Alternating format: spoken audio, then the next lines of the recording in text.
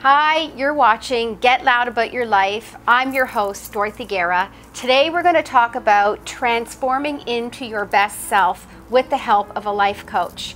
Now, with the process of using yoga, meditation, and some of the other healing modalities that I've brought to you from the weeks, I find it fascinating to talk about having a life coach be there to sort of pick you up and put you in the right direction. Sometimes we just get stuck. So it doesn't matter how far inward we go with our personal journey, doing our postures, our meditation.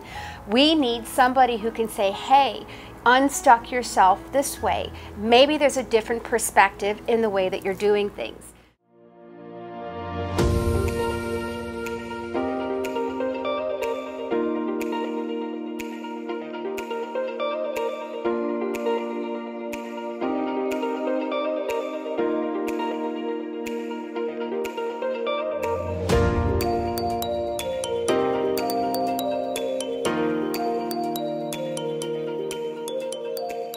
Today I have Carla Paiva on the show, who has her own show called Carla Paiva on Frequency 5 FM Life Coaching, and she's going to discuss with us the aspects of the mind and 3 different ways of addressing people's situations and just encouraging them to move on the right path to get loud with their life.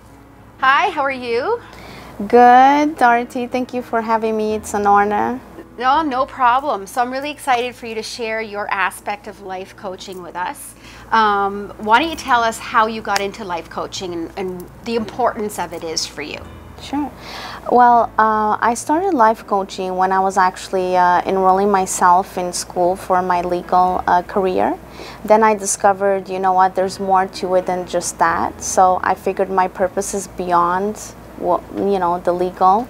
Then I started doing research for the coaching, and I enrolled myself with the coaching program, and I actually successfully got my certification, and I was really happy because I have a lot of experience within my life that I can share and actually help others to impact their lives and allow them to unstuck and overcome those barriers. Exactly, and this is a big thing I find about life coaching today. There's so many life coaches, there's so many even books and resources and online courses. I'm finding that the life coaching world has become extremely saturated. How do you think is the best way for people to find a life coach? Like, how do you make that perfect fit to life coach and client? Well, I first have to hear my client's needs and see if we are a perfect match for each other. So the way I see it is I hear them out, I see what are the issues, can I really help this person?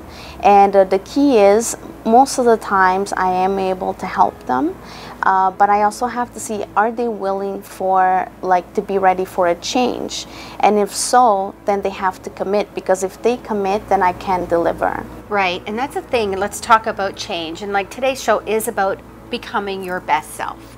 Life is a journey, and everything that happens to us is a process that takes us to another level or to another place. And I find that life coaching is important for people that sort of get to a certain place that are either trying to make sense of their past or want to change their present or completely don't understand where they're going in their future. As far as you as a life coach, can you tell me what you think is the most important thing for a person to get out of life coaching? Yes, I have actually a program that I set for my clients, and it's the mindset program. Okay, so there's the fixed mind step, there's the mindset characteristics, and there's the growth mindset. Right. So the first step of the mindset is where the people are actually in a present, right? So I really have to study and see where are they stuck, what are the issues, and why are they keep repeating what they're doing in the present.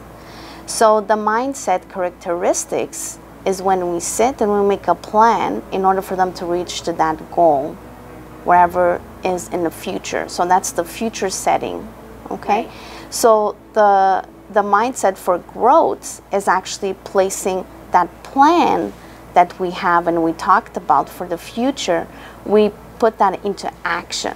Right. So they're actually I'm allowing the client to commit and put into action, and that's where they will see growth, and we will start seeing change. Right. And I think one of the things too with people is, is consistency. I think a lot of the times people get stuck in their life because they either lack motivation or they battle procrastination, and they have a hard time staying consistent. How, as a life coach, do you work with people in tackling procrastination and keeping people motivated?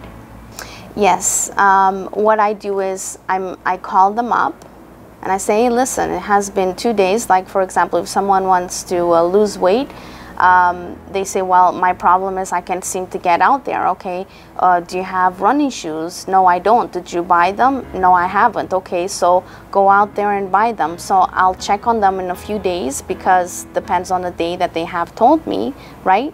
Then I ask them, have you bought the running shoes? So I basically do like a checkup on them to make sure they are following with the program that we had set it up for them to get there. Right, and I think that's one of the most important aspects to life coaching, is having somebody there who keeps you accountable, right? And I think that's probably why most people lean towards life coaching. Now, as far as yoga and dealing with the mind and dealing with a life coach that kind of pushes you into a conscious level, I know we had a conversation about that. Can you speak to that a little bit? Oh, that one would be the self-consciousness, which I find that coaching and the yoga implement each other so well, just because of the fact that we do focus a little bit in the spiritual, mental, emotional, and physical, right?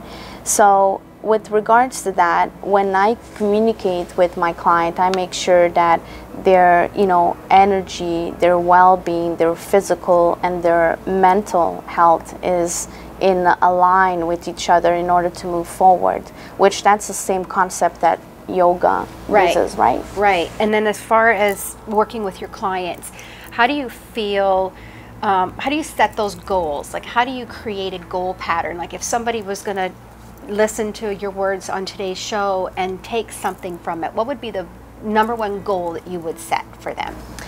The goal that I set, I even have a quote, is listen to your vision and stop the excuses.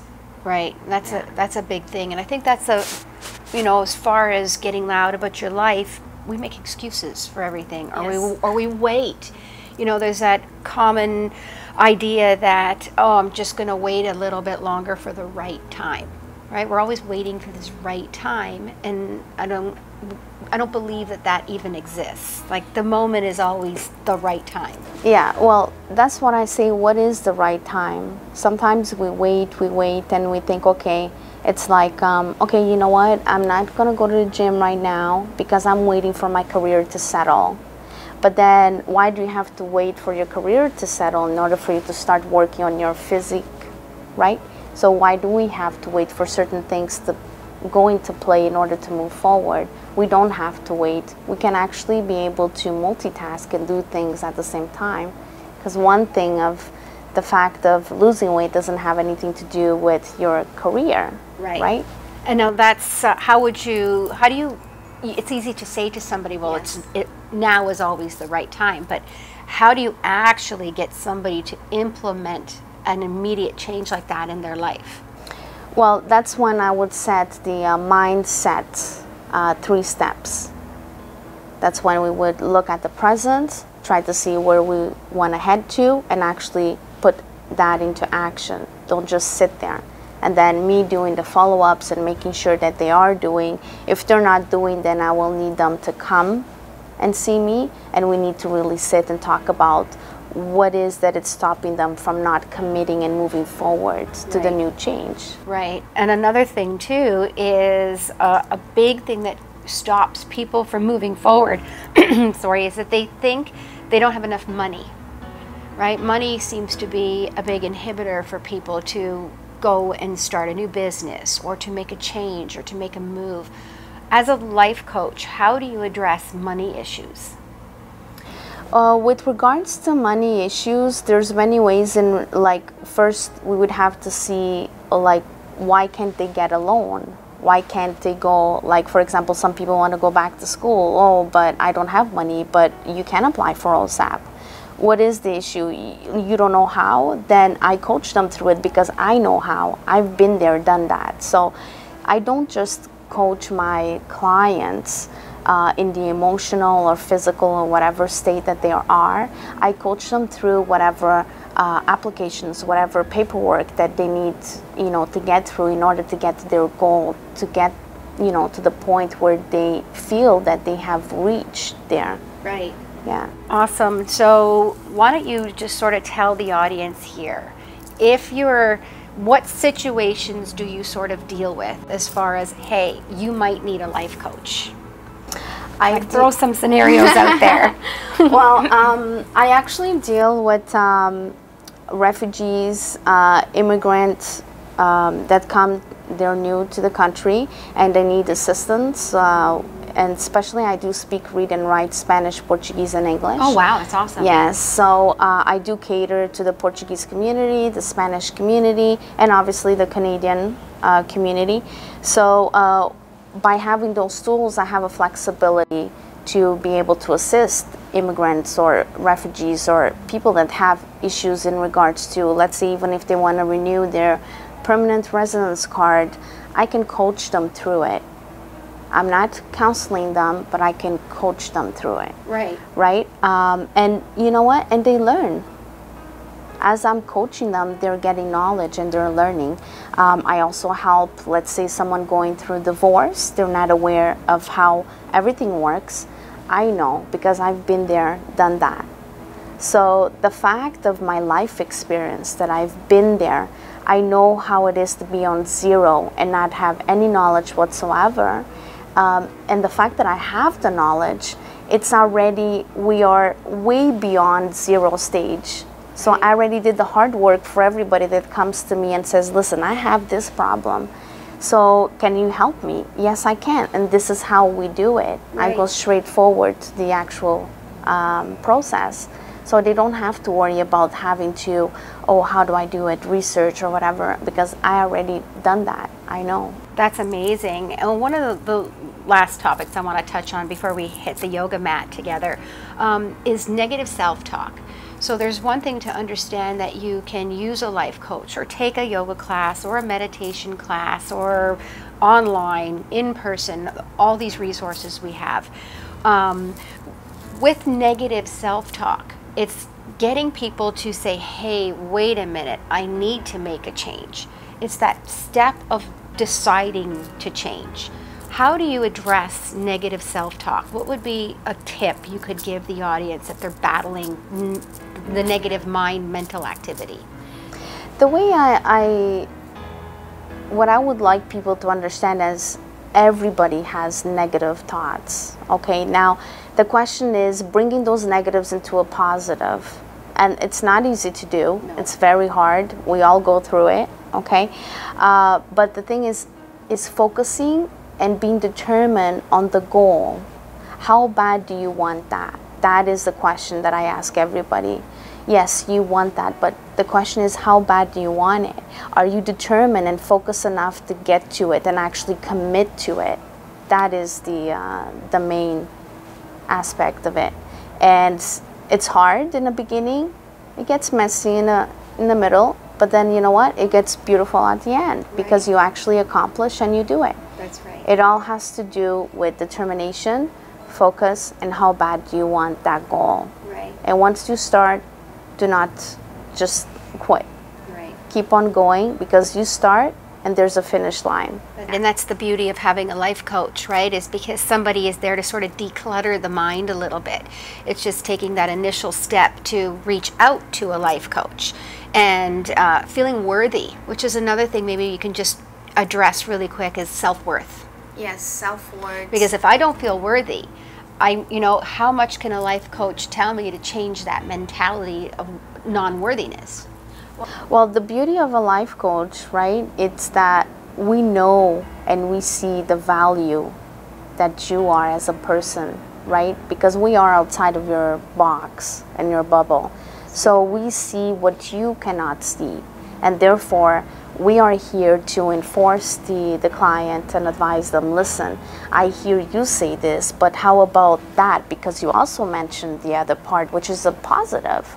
So it brings them to realize, oh wow, I actually did mention that, and I actually have that value. So it awakens in the person that they're actually worth something and they have a value. And that's very important, which nowadays, with the media and society and everything, believe me, people are so easy to get like discouraged or feel like, oh, you know what, somebody said that I was worth nothing, right? And I tell them, no. If somebody says you're worth nothing, grab that, be the fuel for you to get there. Exactly, that's beautifully said, actually. And what about past trauma? How far do you go deep into past trauma that might be creating negative behaviors, which is ultimately creating that stuckness to your best self? That's great you brought that up, actually. Reason being, it's because I actually, when I start with my client, I want to learn about the first sessions. It's about who they are as a person, about their past, because I want to know their foundation and what's making them break, like be stuck and not being able to move forward. And a lot of people, they're just stuck in the past, and it's like a baggage. They bring it to the present. That's why they can't unleash that and be able to go beyond that and move forward. And believe me, a lot of people, they're not aware of that until you coach them, and then they understand.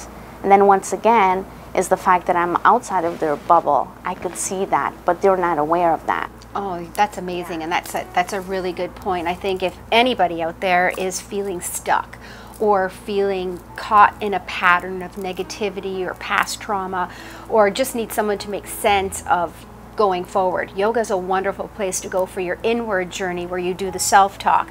But again, a life coach is somebody who stands outside of your box, like you said, which is a great comment, and sort of pulls all the stuff out of you that you just are not seeing clearly.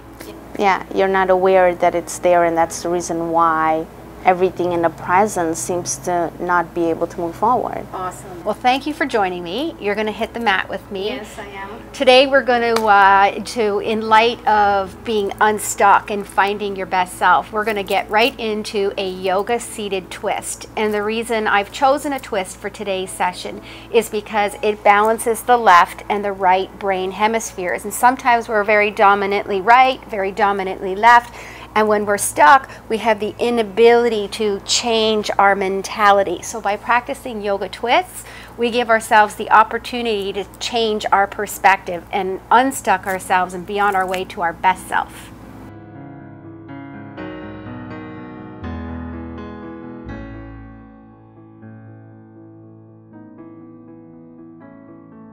So we are going to practice Marchasana pose today, and this is a seated twist in yoga sequencing. Now, as I mentioned, the reason we want to twist is because it is a great way to get energy to flush through the spine and to bring balance to the left and the right brain hemispheres. So whenever you're feeling stuck, whenever you're feeling not so loud about your life, hit the floor, take a seat, think about where you're at. Perspective this way, change your perspective this way, and allow yourself to see things in a different light. Okay, so let's get started. We're just going to take the right foot, okay, and lift it up here. We're going to cross it over the left thigh. All right, so we're grounding here through our sit bones. We're creating that center balance. Now, if I'm going to use this as a way to unstuck myself, I'm going to take a moment to reflect. What is it that I'm going through right now? What is it that's bothering me that I need to address? Okay, start there. Take a moment, and then from here, you're just going to move with that energy and take it over to the right. Okay, and how do you feel? Sit up tall through your spine, because all that energy moves through your spine, so it's very important that we keep our vertebrae straight. And then from here, just really sitting with, how do I feel about the situation that I'm in? Okay? And then to switch perspectives, we come back to the center. We change our legs. Cross over the other way. Are you with me here? Okay? Get centered again. All right, now address how you're feeling as you went this way. Now let's flush that out. Take a new perspective. Now for a moment, visualize yourself changing one thing about your situation and move with that mentality or that thought and take it to the other direction. Sitting up tall, again, very mindful that your spine needs to be aligned from the top of your head down through your tailbone. Keep all the energy moving freely in your body. Big breath in. We're going to take it back to center. And if you really practice that properly, addressing your emotions, you're going to recognize that you come into a place where you feel awake, a little bit more enlightened into the moment that you're in. I hope you enjoyed today's session. I look forward to being with you next week.